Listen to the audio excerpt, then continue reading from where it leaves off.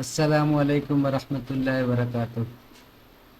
मेरे प्यारे प्यारे व्यूवर्स और सामीन, प्यारे तलबा, कल हमने अमराज समावात क़ल्ब के मुंसलिक कुछ बातें की थी जो पार्ट 1 के नाम से जारी किया गया था।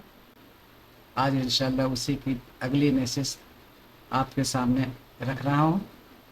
उम्मीद है कि आप खुश खुर्रम होंगे और पूरी जो है दिलजोई के साथ आगे के मजमून पर जानकारी हासिल करने के लिए ज़हनी एतबार से तैयार होंगे। तो जैसा कि कल हमने बताया था, इंसान के क़ल्ब के 4 खाने होते हैं और इन 4 खानों का हमने कुछ वजाहत की थी। आइए आज इसको हम फिर से जो है दोहराते हैं। पहला है आपका ट्राइकस्पिड बाल। इसका मकाम कहाँ होता है, ये आपको जो है इसको सहसरफी या सम्माम सहसरफी भी कहते हैं, क्योंकि इसमें 3 कस्प होते हैं, इसीलिए इसको नाम ट्राइकस्पिड दिया गया है। और ये वाल्व का मकाम कहाँ होता है, ये आपके राइट हैंड एट्रियम और राइट वेंट्रिकल के बीच का जो मकाम होता है वहाँ पर वाक़ होता है और राइट एट्रियम से खून को राइट वेंट्रिकल में मुंतकिल करता है। खून को दाहिने दहलीज से दाहिने बतन में जाने देता है, मगर वापस नहीं आने देता है। इसका काम यह है, इसकी वाल्व की बनावट इस तरीके से है कि राइट एट्रियम से राइट वेंट्रिकल में खून तो दाखिल होगा, लेकिन राइट वेंट्रिकल से राइट एट्रियम में वापस नहीं आने देगा। दूसरा जो वाल्व आपका है, जिसे हम पल्मोनरी वाल्व कहते हैं या सम्माम रेवी या सम्माम हिलाली रेवी। हिलाली इसलिए कहते हैं सेमी ल्यूनर का उर्दू हिलाली। आपने देखा होगा कि ईद के मौके पर हिलाल कमेटी से जो है खबरें नशर की जाती हैं, तो वहाँ से ये हिलाल, लूनर मीन्स हिलाल, और आधे चाँद की शक्ल का होता है, इसीलिए इसे हिलाल सम्माम हिलाली रेवी के नाम से जाना जाता है। ये भी आपको जो है क्या करता है, खून को दाहिने बतन से फेफड़ों की तरफ जाने देता है। क्यों जाने देगा, क्योंकि आपको जो वेनस रिटर्न ब्लड है वो राइट एट्रियम में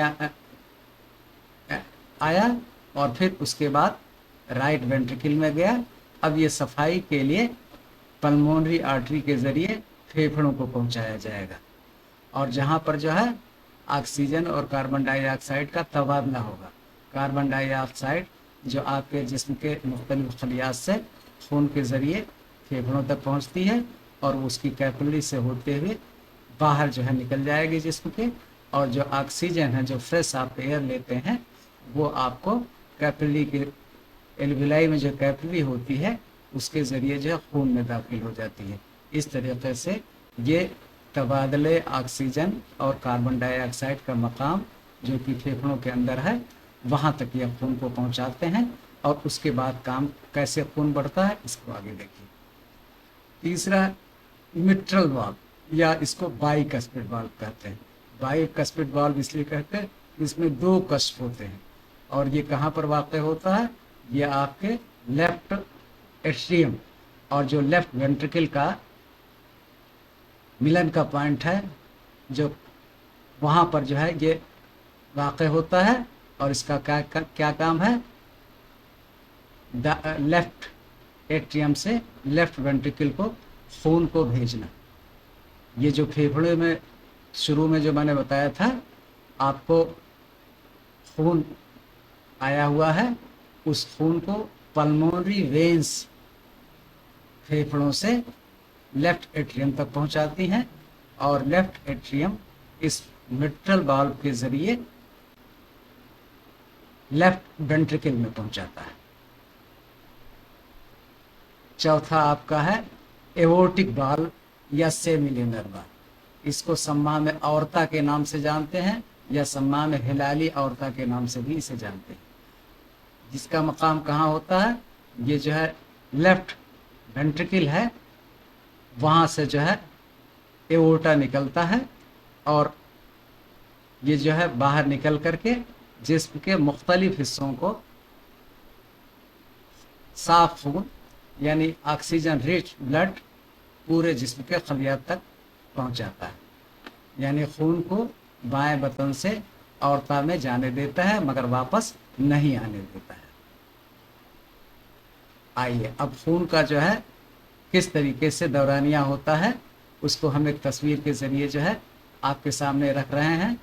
ये आपका लंग्स है, लंग्स से जो है पल्मोनरी वेन्स निकलती हैं, पल्मोनरी वेन्स से ये खून जो है लेफ्ट एट्रियम में आएगा, फिर बाइकस्पिड एट्रोवेंट्रिकुलर वाल्व के ज़रिए लेफ्ट वेंट्रिकल में पहुंचेगा और लेफ्ट वेंट्रिकल से एओर्टिक सेमिनोलर वाल्व के ज़रिए एओर्टा में पहुंचेगा और इस एओर्टा से पूरे बॉडी टिश्यूज़ के लिए यह खून फराहम करा दिया जाएगा और फिर ये ब्लड वापस आएगा कल्ब में। अब ये कैसे इसकी वापसी होगी, तो अब यहाँ पर वेना केवा में जाएगा, वेना केवा से जो है राइट एट्रियम में और राइट एट्रियम से ट्राइकस्पिड एट्रियोवेंट्रिकुलर वाल्व से राइट वेंट्रिकल में और राइट वेंट्रिकल से पल्मोनरी आर्टरीज में और पल्मोनरी आर्टरीज से फिर जो है तनफ्फुस यानी जो निज़ाम तनफ्फुस लंग में जो है वापस आ जाता है। ये साइकिल दिन रात 24 घंटे हर लम्हे जो है चलती रहती है, इसीलिए इंसान अफ़ाल बना रहता है और जो है क़ल्ब की कारकर्दगी मुकम्मल होती है। इस तरीके से ये साइकिल बार बार चलती रहती है। आइए कुछ मज़ीद वजाहत करते हैं। अब जो है असल जो आपको टॉपिक है अमराज समामात क़ल्ब। जैसा कि हमने बताया आपको जो है 4 समामात हो गए थे, तो बाइकस्पिड वाल्व्स का ये फिगर है। बाइकस्पिड वाल्व में 2 कस्प होते हैं, ये ट्राइकस्पिड वाल्व है, इसमें 3 कस्प होते हैं, इसीलिए ट्राइकस्पिड वाल्व्स इसे कहते हैं। तारुफ क़ल्ब के चारों वाल्व्स समामात क़ल्ब कहलाते हैं और ये जो है पहला है मिट्रल वाल्व, ये लेफ्ट एट्रियम से लेफ्ट वेंट्रिकल में, दूसरा है ट्राइकस्पिड वाल्व राइट एट्रियम से राइट वेंट्रिकल में, तीसरा है एओर्टिक वाल्व लेफ्ट वेंट्रिकल से एओर्टा में और पल्मोनरी वाल्व राइट वेंट्रिकल से पल्मोनरी आर्टरी में यह खून भेज देता है। इस तरीके से इनका काम खून के एक तरफा बहाव को कायम रखना है। ये एक तरफा यूनिडायरेक्शनल फ्लो होता है, एक ही सिम्ट में खून बहता है, ऐसा नहीं कि टर्बुलेंट मोशन हो, ज़िगज़ैग मोशन हो जाए। एक सिम्ट में सिर्फ रवा दवा होता है। किसी भी वाल्व की तंगी या नुक्स जो है 2 तरीके के अमराज पैदा करती है। पहले का नाम जो है स्टेनोसिस है और दूसरे का नाम जो है इनकॉम्पिटेंस या रिगरगिरेशन है। आइए ये इसको स्टेनोसिस को उर्दू में तदीक बोलते हैं और इनकॉम्पिटेंस और रिगरजिटेशन ये दूसरा जो है आपका जो है अमराज है। अब ये जितने जो है आप बाल पढ़े हैं तकरीबन सभी में स्टेनोसिस भी होगी और तकरीबन सभी में इनकॉम्पिटेंस भी होगा। किसी में कम होगा, किसी में ज़्यादा होगा, लेकिन सब में ये जो है होता है। अब उम्मी वजूहात क्या है? रिमेटिक फीवर, जब इंसान जो है बैक्टीरिया जो आप से जो है हमला कर देते हैं तो वो आपके रिमेटिक फीवर पैदा करते हैं। ये बैक्टीरिया इस तरीके से होता है, इस तरीके से मिमिक करता है कि जो बॉडी की इम्यूनिटी सेल है वो अपने ही सेल को हलाक करती है, कंफ्यूज कर जाती है। जो हमारी एंटीबॉडीज़ हैं उनको ये बैक्टीरिया कंफ्यूज कर देते हैं। वो जो है अपने ही जिस्म के खलियात को फॉरेन बॉडी समझते हैं और अपनी ही जिस्म के खलियात को हमला कर देते हैं और हलाक करने लगते हैं। तो इस तरीके से रिमेटिक हार्ट डिसीज़ पैदा होती है। तो इसका पहला वजूद हाथ यह है रिमेटिक हार्ट डिसीज़। दूसरा है बैक्टीरियल इंडोकार्डाइटिस। अभी जब आपको कार्डाइटिस पढ़ाएंगे तो इसको मज़ीद जो है पढ़ाएंगे। कल्ब की 3 झिल्लियाँ होती हैं। सबसे बाहरी झिल्ली को पेरिकार्डियम, बीच वाली दरमियानी झिल्ली को मायोकार्डियम और सबसे अंदर वाली झिल्ली को इंडोकार्डियम कहते हैं। तो इंडोकार्डियम से पर जब बैक्टीरिया हमला कर देते हैं तो उस वक्त जो अमराज पैदा होता है उसको जो है इंडोकार्डाइटिस कहते हैं, और ये ज़्यादातर बैक्टीरिया की वजह से होता है। तीसरा है हाई ब्लड प्रेशर। जब किसी भी वजूहात से, जैसे शक्कर की मकदार खून में ज़्यादा हो जाए, फिक्र हो जाए, गम गुस्सा हो जाए, जब उम्र ज़्यादा हो जाता है तो रगें जो है सिकुड़ जाती हैं, इनक़बाज़ कर जाती हैं, इस तरीके से इंसान का ब्लड प्रेशर बढ़ जाता है। तो ये ब्लड प्रेशर भी का बढ़ना भी एक वजूह है। फिर उसके बाद एथेरोस्क्लेरोसिस। आइए एथेरोस्क्लेरोसिस को हम जो है मज़ीद समझते हैं।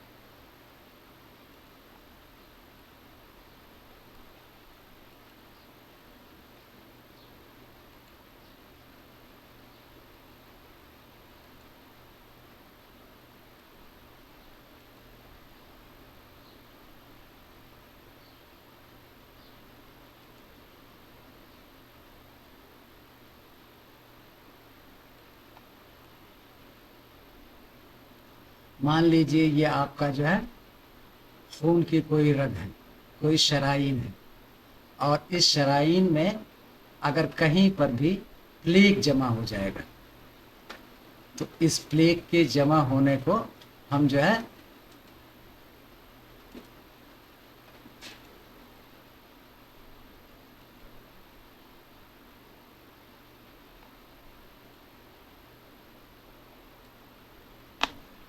ये आपका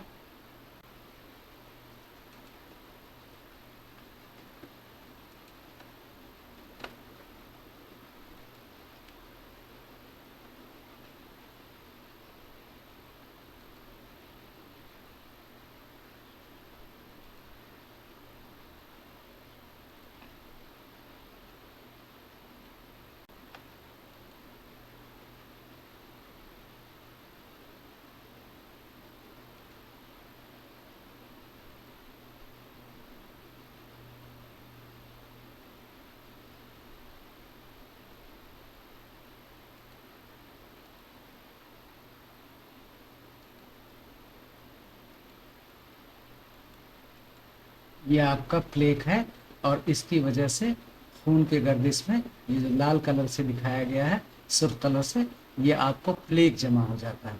जब ये प्लेग हो जाता है या जो है कोई सुद्दा यहाँ आकर के फंस जाएगा तो ये जो है शरायीन का रास्ता तंग हो जाएगा और इसमें खून की बहाव में दिक्कतें और दुश्वारियाँ आएंगी। तो ये प्लेग का बनना भी जो है इस मर्ज का सबब होता है।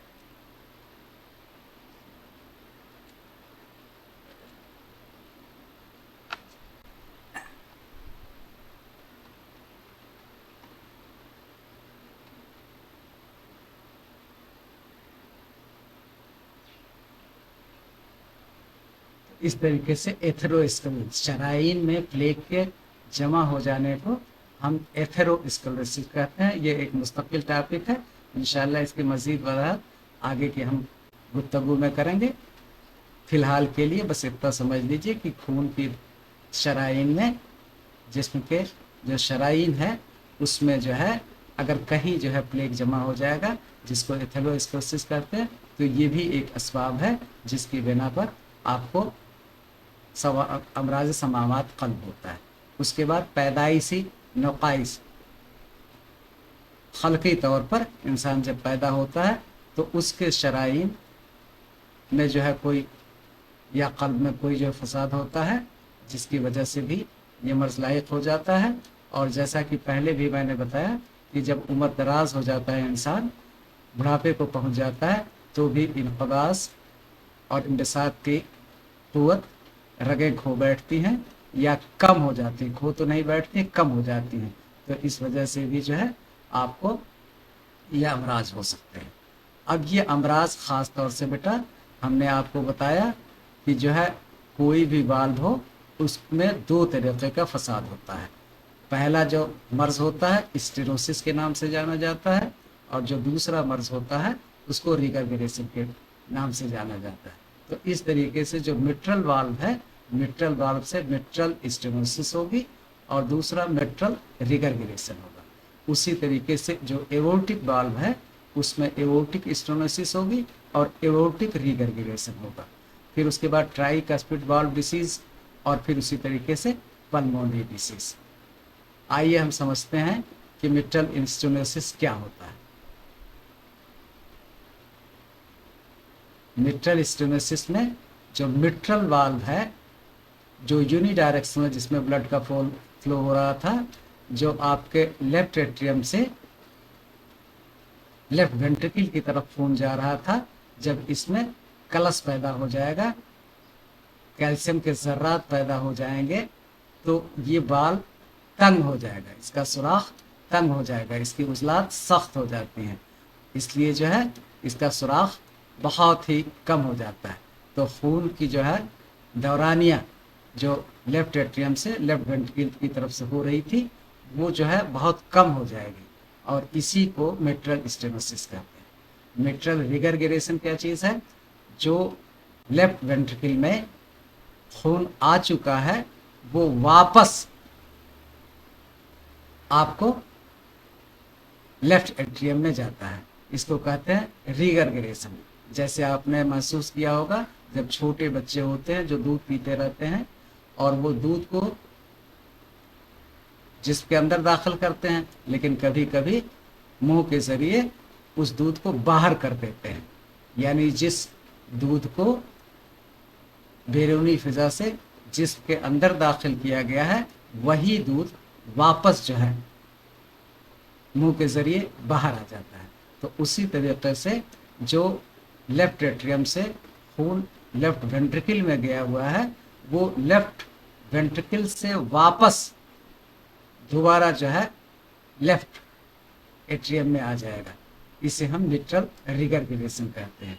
और यही जब काम एओर्टिक वाल्व में होगा तो उसको हम एओर्टिक स्टेनोसिस और एओर्टिक रिगरगिरेशन के नाम से जानेंगे। फिर उसके बाद अलामात पर हम आते हैं। सांस का फूलना, जैसा कि आप जानते हैं कि इंसान के कल्ब की धड़कन इस शरह 60 फी मिनट होती है, और जब ये अमराज हो जाते हैं तो उसकी सांस फूलने लगती है, जिसको डिस्पनोइया के नाम से हम जानते हैं, यानी कल्ब की रफ्तार सुस्त हो जाती है और जो ऑक्सीजन की मिकदार जितनी ज़रूरत है वो खलियात को नहीं मिल पाती है, इसलिए इंसान कहता है कि सांस फूल रहा है, दम घुट रहा है। इस तरीके के आपके अलामात ज़ाहिर होंगे। फिर उसके बाद खिफकान, कल्ब की हरकत इर्रेगुलर हो जाएगी, और फिर सीने में दर्द होगा, थकन और कमज़ोरी होगी। खांसी आएगी, कभी खून के साथ आएगी, कभी बगैर खून के साथ आ सकती है, जिसको हम नफ्सुद्दम कहते हैं। एडीमा, ये खून जो है से पानी निकल करके खलियात में जमा हो जाता है, इसलिए खलियात में सूजन आ जाती है, और एक खलियात, दो खलियात, 10 खलियात, 100, 200, 500 खलियात में जब इसी तरीके से पानी वाफिर मकदार में भर जाएगा तो वहाँ सूजन पैदा होगी, जिसको हम एडीमा कहते हैं। और आखिरी है सिन स्कोप या बेहोशी।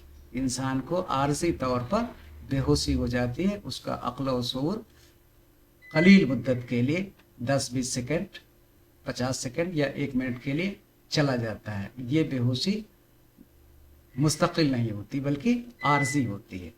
जो आर्जी बेहोशी होती है उसी को उर्दू में इस्तिलाहात में, यूनानी के इस्तिलाहात में गसी या सिनस्कोप कहते हैं।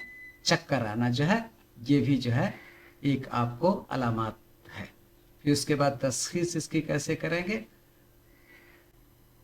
हार्ट में आप स्टेथोस्कोप लगा करके जब साउंड चेक करेंगे तो क्लिनिकल ऑस्कुलेशन आपको मरमर की साउंड पड़ेगी। फिर ईसीजी आप इसको करिए, इकोकार्डियोग्राफी करिए, चेस्ट एक्सरे करिए, कार्डियक कैथेटराइजेशन कीजिए।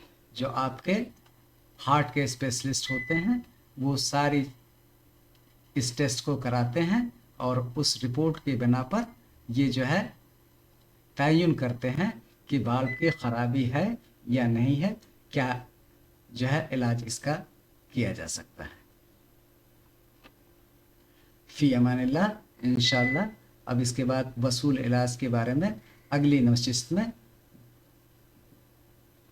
آپ سے ہم تبادلہ خیال کریں گے۔ فی امان اللہ، خوش رہیے۔